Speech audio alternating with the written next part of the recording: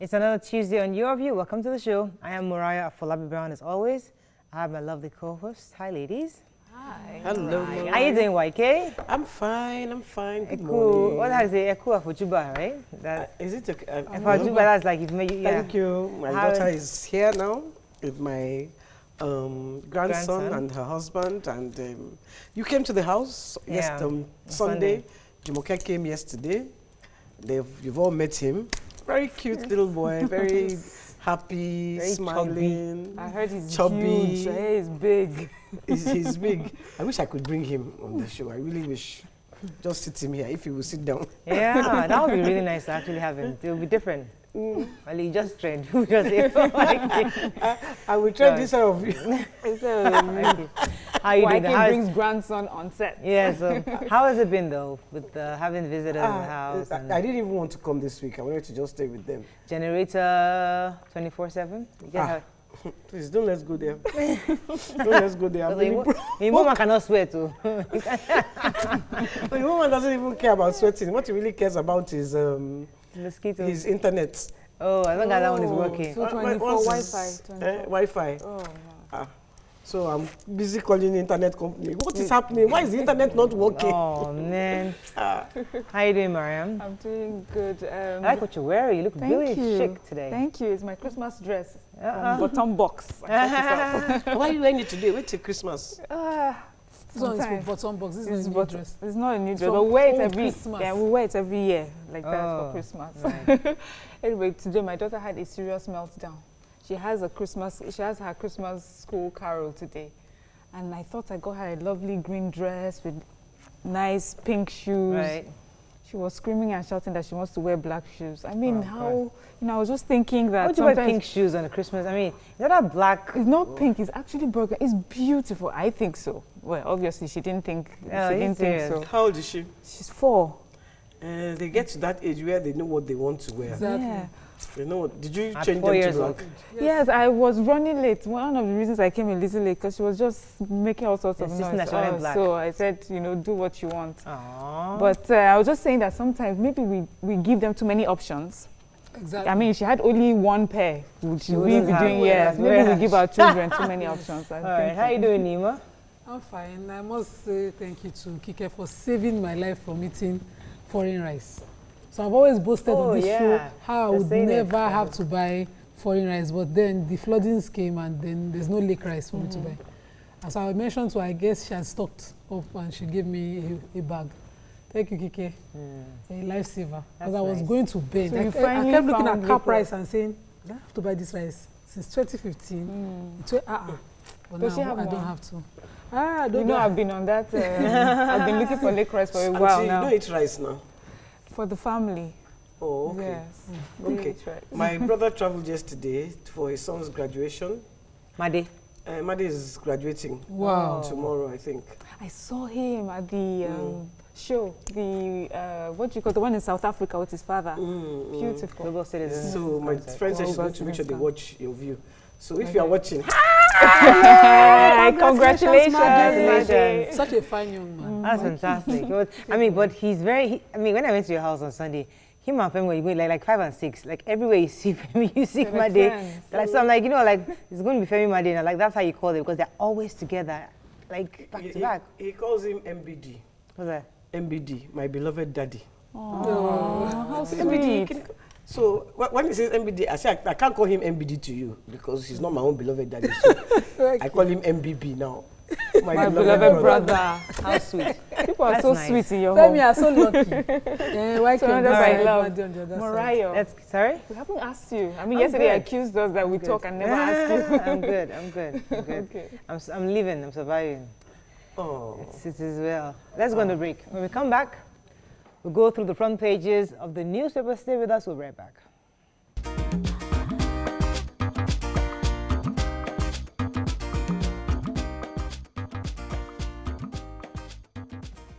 Thanks for staying with us. We're going to start with the Punch. Obasanjo supports won't save Atiku from defeat, says federal government. Lagos pastor defiles church members' twin daughters. Fans suspend service interruption in 3 airports. Boycotting denies owing agency. Ogun, PDP kicks as Kashamu gets party's governorship flag. Kidnappers kill Ondo Poly lecturer over late payments of ransom. I'll free Lagosians from godfatherism, says Agbaje. We raided Ojison's apartments, not Atiku's, says the FCC. Truck crushes 4 traders to death in Ibadan. Senate pays Dariye 85.5 million naira allowances in prison. And Senate's public hearing, INEC PDP trade blame over rigging. So let's start with the human interest story. Lagos pastor defiles twins. Twins.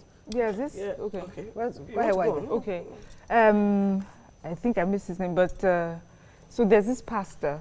He is a family friend of this family, and the family has twin daughters. They're so close that they share the bed with the father of these twin daughters. But when the father is not around and no one is at home, or even while they're sleeping at night, he will get off the bed that he shares with their father and defile one of the twins, and he will do that over a long period of time. The kids were on the same bed? No, the father of the twins on bed, they share a bed with the pastor. Right. The children sleep on the floor. Right.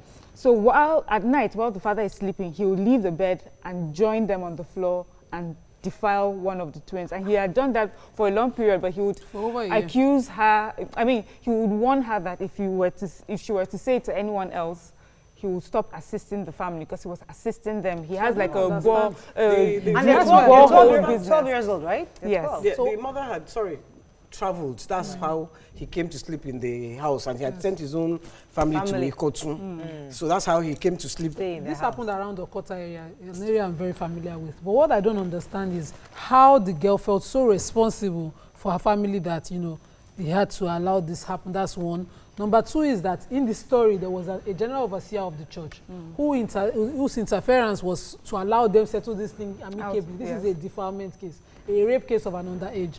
I don't understand how... I think there should be new prosecution for people who say... Yes, those who aid and abet and try to cover up. Yes, I wanted to mention the name of the church.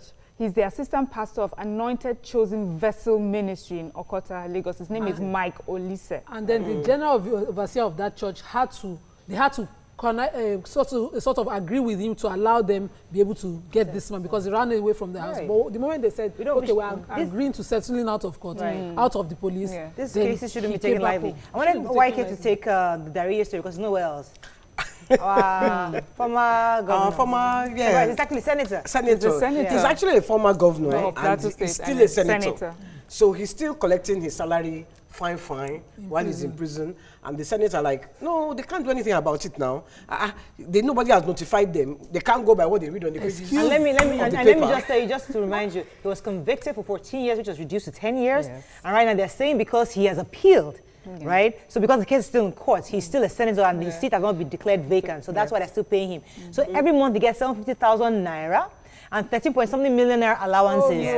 Total of it's something. And all his aides also collect their all salaries. His aides, everybody is collecting. And the Senate are saying, no, until you notify them officially. There's an Islamic saying that God will not change the condition of the people until they change their ways. It seems like we are comfortable with fraud and all this. We love it. This is a conviction, And this person, then you will now find ex-convicts come out. They fill a form and they put ex-convict, they can't get a job. I mean, I'm even wondering, but the spokesperson, why are they waiting for notification? No, the spokesperson says that legally they cannot take him, they cannot stop paying him his salaries. Why? That the only person that can declare his seat vacant is the speaker or the president of the Senate. Temporarily. That's one. Then two, that morally, it's not a moral issue. Let's find the ones that offend them. Jibrin, remember? Yeah. Let's move on to the nation. 2019 knocks for Obasanjo over anti-Buhari comment. Reject desperate candidates, can advises Nigerians. Picture here of the governor of Oyo State. I think they just launched this the inauguration of the phase 1 of the State Civil Control Center, which we in Lagos, we don't celebrate that one like Tete. I think Jumoke and Miriam had gone to. Yes, we had gone. Is it Lasema or? Lasema. Yeah, so we passed that level, governor. Witness. And they follow. Dr. Brown's flying doctors operates deceitfully, says witness. Oni's case crumbles as court okays Fayemi and Kwara APC PDP in row over trader money. So let's talk about this doctor, flying doctors. What happened? Who has that story? Dr. Orekunrin Brown. Orekunrin Brown. She's the founder of Flying Doctors. Right. She's a medical doctor as well. So what they do is they have the planes, the medical emergency planes that moves patients. Yeah. But this particular witness, Mrs. Fatima Abdulrahman, says a patient, Nabil Hanga, was ill and he was taken on that plane. But she says it led to, eventually he passed on. And she was saying that one of the reasons is that the plane itself was not medically equipped for that sort of, like medical evacuation. She had a few allegations. Number one, that she's not a certified doctor in Nigeria. Yes. She was, I think, accused or arrested in the UK. Yes, for misconduct. She's been registered. Yes, for medical And also they had paid $135,000. And the plane was ill-equipped.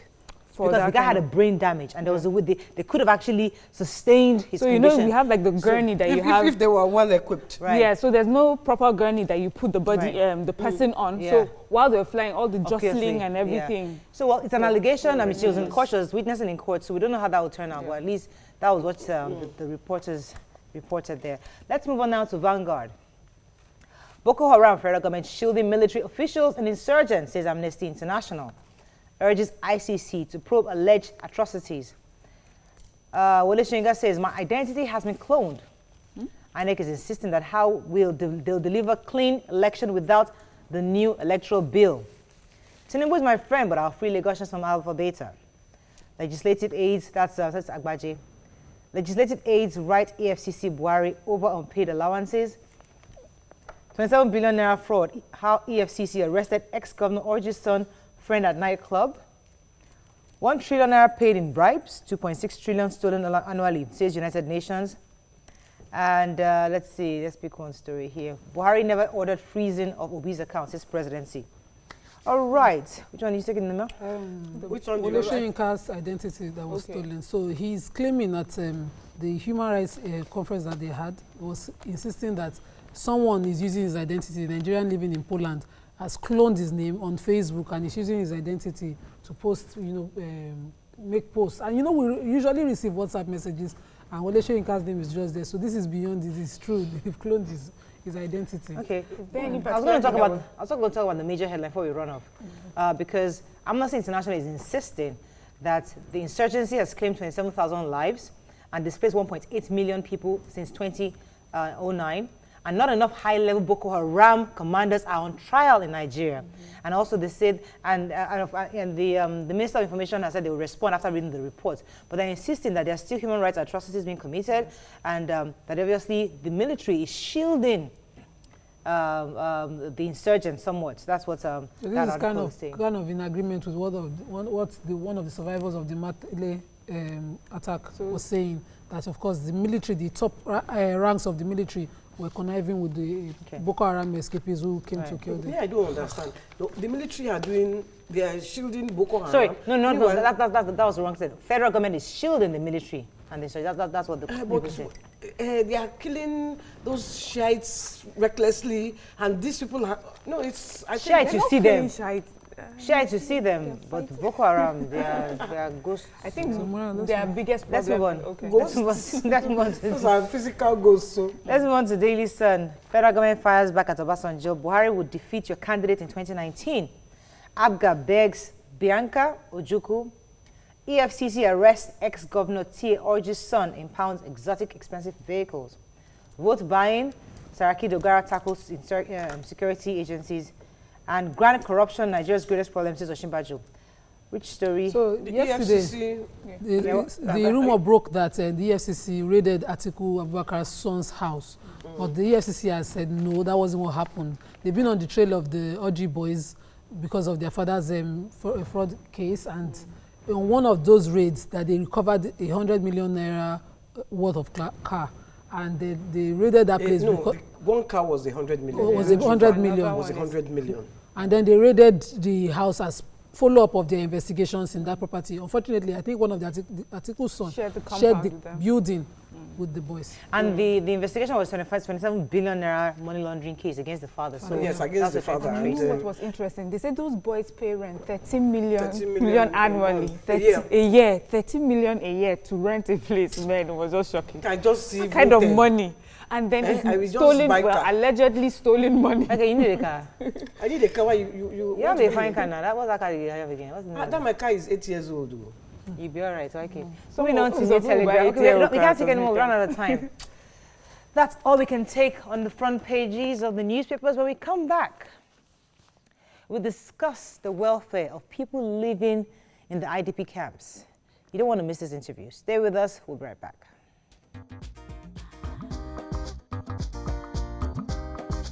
Stay tuned. Your View will be right back. Thanks for staying with us. We have with us the Presidential Committee on the Victims of Terrorism Support Fund in Nigeria. They have come to the succor of people who are affected by the insurgents in the Northeast. They try to help them to improve their livelihoods. Joining us on the show is the Vice Chairman, Presidential Committee Victims Support Fund, Malam Tijani Tumsa, and the Member Presidential Committee of the Victim Support Fund, Toyosi Akirili Ogunsuji. Welcome to the show. Thank you very much. You can join the conversation on 070-806-68014. We could also tweet us at TVC Connect, please hashtag YourViewTVC so we can read your tweets. We hear different stories of what's happening in the Northeast. The perception we have is Boko Haram are being, that so far we're winning the war, and it's only pockets of violence here and there, according to what the minister tells us. But every single day, we have people being displaced, families being broken to pieces. What, in your own experience, could you give us a true picture, first of all, of what the situation is in the Northeast as we speak today? Well, thank you so much for having us here today, this morning. And I would love to give you the status report as it is right now. The insurgency has been on for quite a lot of time, yes. At least 10 years now. And during that period, over 2.4 million people had been displaced. Okay. What we normally do in the discourse of this situation in Nigeria is that we talk about people in the camps, but a majority of people are living within the host communities in those displacement areas. We have basically improved on the situation with Boko Haram because a lot of area that was before now under their control has come back to the control of the government. Now, the government needs to do certain things, and the private sector has to support it. That is why the Committee on the Support of Victims came about to be. Now, what we have done so far is to reclaim and recover all the local government structures that have been destroyed by the insurgency, try to rebuild schools, and assist people resume their livelihoods by providing them with assistance in terms of empowerment to women and children, and in terms of reconstructing public structures. That we have done quite a bit of in the Northeast. Okay. One of the things a lot of us feel, just from watching from the outside, we just feel like there's so many people in the IDP camps that probably the victims, we have so many victims and all of them are in the IDP camps, and then we hear of the state of the IDP camps. We've heard about issues of, human rights abuse and lack of food, lack of health facilities, and nothing for the women there to do. So I was wondering, is this one of the issues that you look into and you try to address? Yes, we have in the past addressed that issue of getting the women busy and to be in control of their lives going forward. There are quite a few of them that are widows. the Victim Support Fund has organized in the past over 850 cooperatives, each consisting of a minimum of 20 women, to recommence trade. And we have provided them with resources with which to recommence this trade and to engage them into the financial inclusion structure of the nation. Now, like I said earlier, a little less than 5% of the people that are displaced are in camps, as it is today. So where are the rest? The rest are in host communities around the town. For instance, if you take a town like Maiduguri, where the population has now blossomed to almost 5-6 million from a much less number before. The people's resilience to accept people that are displaced is commendable, and they have been able to accommodate to a large degree this number of displaced people. And we, on our own part, are also trying to improve on the infrastructure that is necessary to accommodate such displaced persons. Let me come to your say. Yeah, go ahead. I wanted a clarification because at the heat of the insurgency, there were a lot of people in the camps.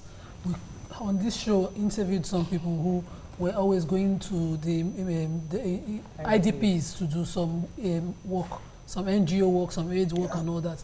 At what point were people now being resettled in host communities, and how much of people do you get out of the IDPs to reduce that number to 5%?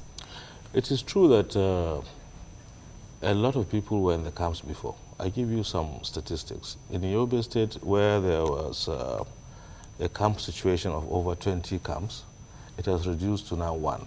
Now that speaks to the recovery of these spaces from Boko Haram that I spoke to you about. People are settling back to their communities. People are settling into communities that are close by. And our duty is to make sure that the infrastructure that they meet is suitable to take them. For instance, in terms of building primary schools and secondary schools, the VSF has done over 130 units of that. And in Borno State and Adamawa State, which are the frontline states, the number of camps has tremendously reduced. And that reduction speaks to the gain the Nigerian military is making from the Boko Haram.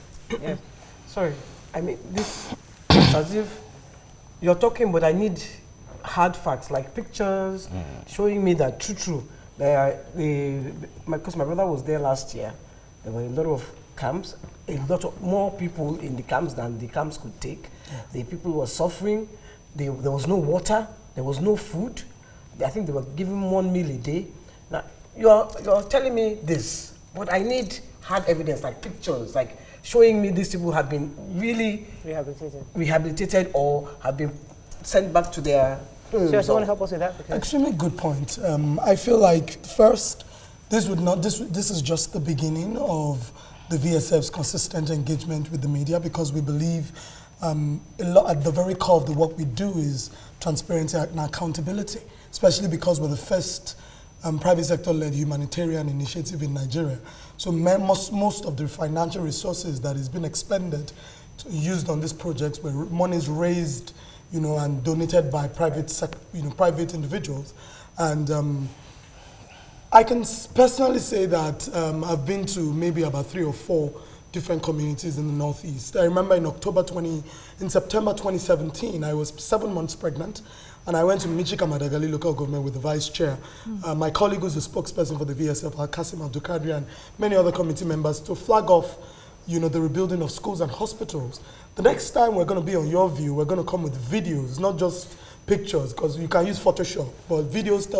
We're going to show you real storytelling of what beneficiaries of the VSF are doing. For example, we've already secured homes for about 3,500 unaccompanied children, even for farmers, because you know that farming is at the very epicenter of commercial activity in the north. Yeah. We've given about 17,000 farmers seedlings. Just last week in Bama local government in Borno State, we gave about 30, we flagged off the Women Economic Empowerment Program, where we're going to give 30,000 women 20,000 naira each. after which the best performing, ones of them over I want to pause you for a second because I need to go into commercial break. We need to talk about Bama because what we hear about Bama is that Bama is deserted. I was in Bama, and people are returning to the Bama community. That's all I heard about Bama. It's always. But if you go to my Facebook page, you would see my pictures with women in Bama local government. Okay, let's go on a break. Just last week. We'll come back. We'll continue the conversation. Stay with us. We'll be right back.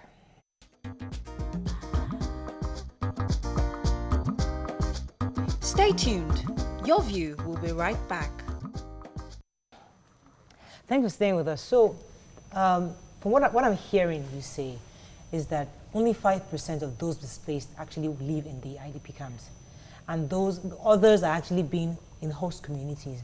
Now, the reports we get is that most of these communities are totally deserted. Now, when you say they are being resettled into these communities, what exactly is being done? Is it you're building hospitals? Is it you're building schools? Is it that what exactly is being done to help resettle these people back into their communities? And is that what you're doing, or is that what the government is doing, the private organization, or is it the government that is actually doing that? The issue of IDPs resettling is not one that is done by only one organization. Okay. Now, the government has plans to also resettle people back to communities that they belong to. For instance, if you go to Bama, where the resettlement has just commenced, people are being moved back to Bama out of their own volition, because it is part of the conventions that people go back to areas that are safe. Now, once they resettle, VSF on its own part, organizations like VSF, now contribute to that resettlement via finding livelihood support for people who have returned. Other government agencies or NGOs provide maybe housing or housing items for them to reconstruct their homes. And the state government in Bama, as an example, the Borno state government has helped in reconstructing over 10,000 units of houses for people to return to. And all our private foundations have also contributed as much. Okay, so there are these numbers I see, we have 120,000 children reached through the education materials that you provide. Actually, 150,000 children in 97 schools. Okay, you have 70 schools reconstructed, you have over 2,000. So these are good numbers and good, but I would like to know the real impact this is having in these communities. Because there's one thing to go and just drop aid periodically, give a bag today, give some rice tomorrow, but in between. But what do you see so far with what you've done? Are people really coming back to live their lives? Are people settling in? Do you understand that? So if you think about when the VSF was put together in July 2014, and between that time and now, the kind of improvement and progress in the communities where Boko Haram had hitherto destroyed, I think it speaks very much to the kind of work that the VSF is doing. For example, apart from even giving all of this aid, one of the areas we're working extensively is to provide psychosocial support for a lot of these people. Can you break it down? I don't Psychosocial support means counseling, mental, health awareness, workshops, basically training. These are people that have gone through huge traumatic experiences. Let me pause you for a second, because what we hear is that Boko Haram is not totally disseminated. Yes. So is there a fear that, yes, you reconstructed these communities, that they just might come back? What are the security agents doing to ensure that these resettlement that you are working on is not back to ground zero? Thank you, Mariah, because I was going to ask that question, because inside your book, I saw one building that you had reconstructed. Yes. And I'm like, if they come back, because we had the soldiers they just killed about 2-3 weeks ago. Yes. About 100 soldiers or something. So they are still there. Are you not afraid that they will come and destroy? So on the Presidential Committee for the Victim Support Fund, there's a potpourri of members, private sector people. The military is a member of the VSF. The SSS is a member, the police. For every intervention that the VSF is doing, we have extensive support from the different arms of the Nigerian military. However, it is the work of the VSF is supposed to be a more enduring intervention on a long-term basis. Okay. Do not forget that. Actually, let me take this call, hanging, sir. Yakub, are you still there? He's been holding for a while. Yakub, no, I'm there. Go ahead, please. Go ahead. Yeah, good morning to you on this video. Yeah, morning. Yeah, I don't have doubt in my mind that this present government has joined tremendously well for fighting insurgency. This is a typical example. If curiosity actually can come to TTC and telling us what he's saying now, that tells you that we are getting real information, because I know Toyosi actually will not do any propaganda things because of his past report. Having said that, thank you very much. Yesterday, I watched news at 10 at this TTC. My question goes directly to the man in the middle. In Taraba State, some criminal elements of band X-Man, I don't want to call them the name that people always call them, because I don't believe they were, because we have been staying with them for long. They were not full any X-Men.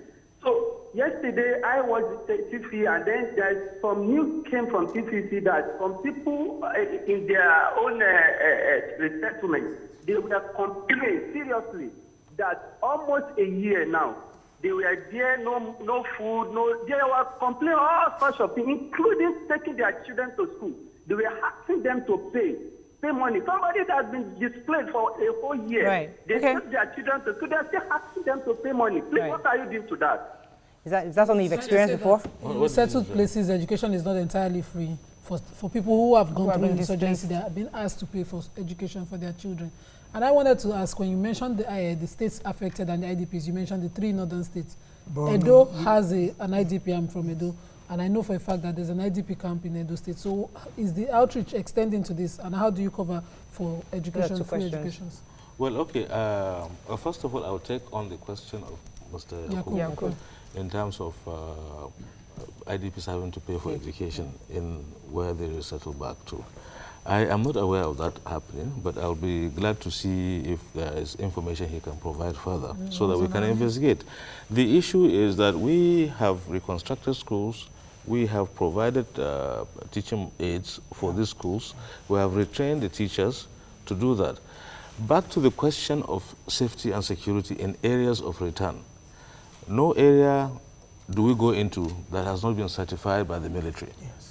The military has to first of all certify that this area is safe for return, and the people themselves have to go and see, come back and tell their colleagues that these areas are safe and sustainably ready for them to go back to. So, of course, there is always a danger that an insurgent might come in and blow himself up or do something. But I must tell you that substantially, the insurgency has been degraded and people have begun to return back to their communities.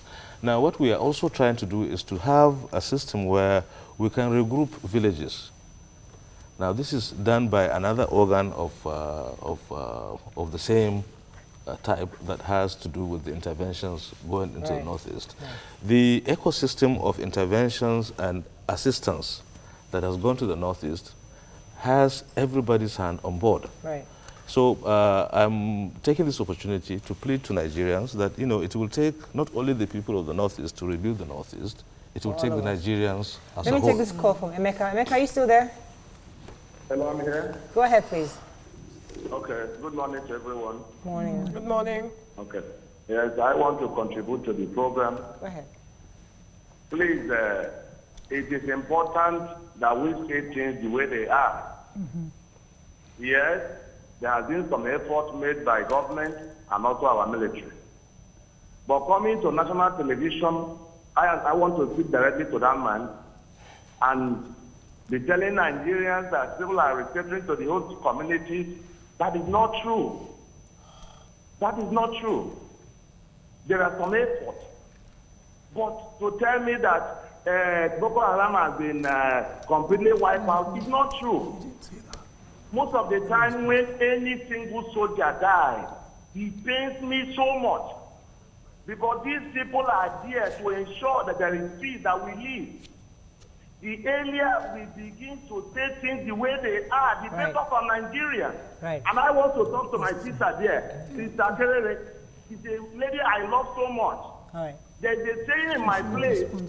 Right. Thank you very much, Emeka, for the point. I'll let you respond, because I think what he's saying is that we know you. We don't know them.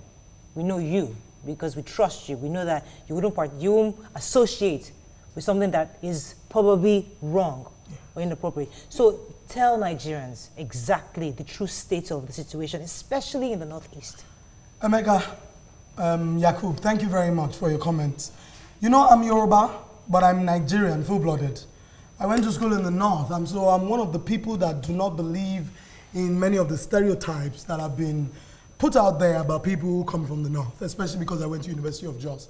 I can categorically tell you, and you can confirm everything I'm saying.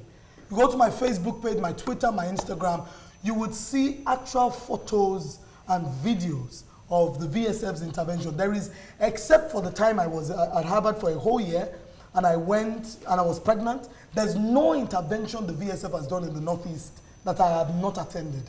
2 or 3 weeks ago, I was in Bama, this same Bama local government, and we visited, after we did our intervention and flagged off the Women Economic Empowerment Program, the next thing we did was to visit Mr. Victor Onachukwu, who's the Brigadier General, who is the Assistant Area Commander for the Bama, Area Command. And we were speaking to him about his family and his children. We were not happy about the plight of the soldiers, and the VSF consistently continues to engage in the Nigerian government and the military to see what we can do. However, for many of these soldiers, we care about their families. We focus on trying to empower their wives and their children and their widows. There's so much work that the VSF has done, and the next time we're here, this is not a PR platform. We didn't pay to be here. We thought it was important, and this is not, we're going to be on other TV stations over the next few days because we believe that we should showcase the impact of the VSF. All right, let's go on a break. Let's go on a break. When we come back, try to round up this conversation. Stay with us, we'll be right back.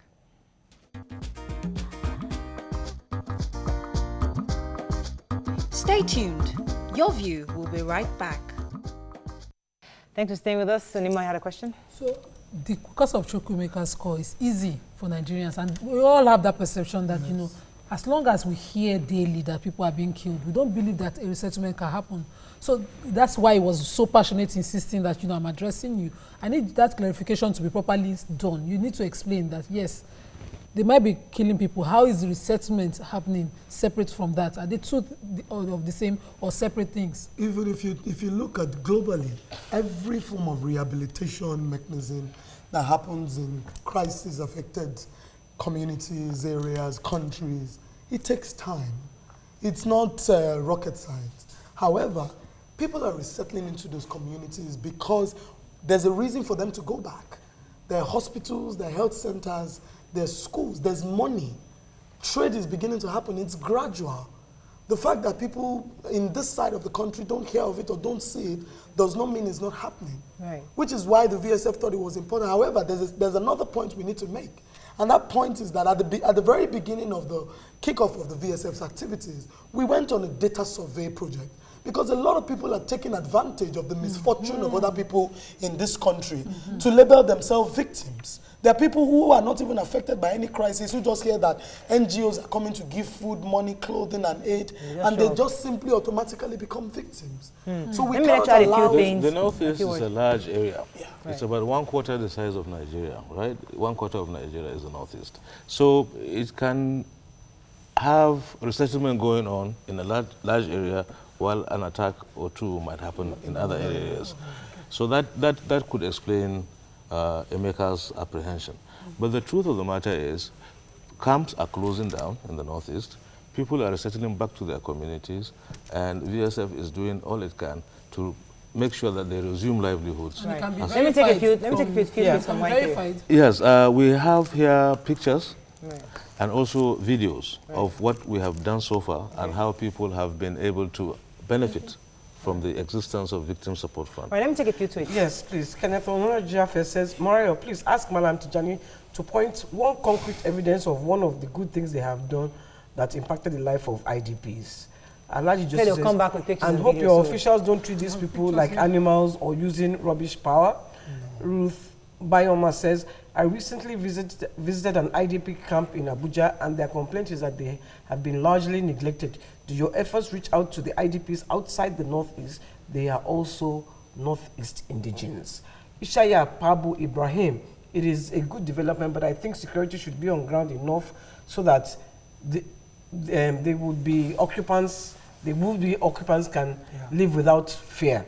without which I think fear of safety, nobody can stay there, or probably will see this as a Greek gift. So after that, following on that, we're going to be launching a gender-based violence project in the coming months, because we realize that in the IDP camps, there's a lot of sex for food, you know, challenges women are having. A lot of women who are poor are being victimized, are being exploited. They have to run on. So Toyasi, would you say that one of your major challenges could be that whatever it is that you're providing now is not enough for the number of people who are displaced, who are trying to resettle, because you still have those stories of people saying we're hungry, we're not in schools? Sustainability is very important. So we've already, what we've started, we're seeing the ripple effect and the impact in those communities. There's room and the opportunity to do more, and we're definitely working to do more, and we would make the effort to make sure that we are accountable to Nigerians. If you go to the Twitter timeline of at VSF Nigeria on Twitter, the website is victimsupportfundng.org. Nigerians are able to access some of this concrete evidence that the gentleman unfortunately, we have to wrap up. You'd find thank you very much. And we'll be back to your view. Thank you so much. Once again, I would want to we'll definitely let you post all the information online and let our viewers know. Okay. That's all we can take on the show. Tomorrow is our live audience show. Please come early so you can get a seat. Have a fabulous day. We'll see you tomorrow. Bye-bye.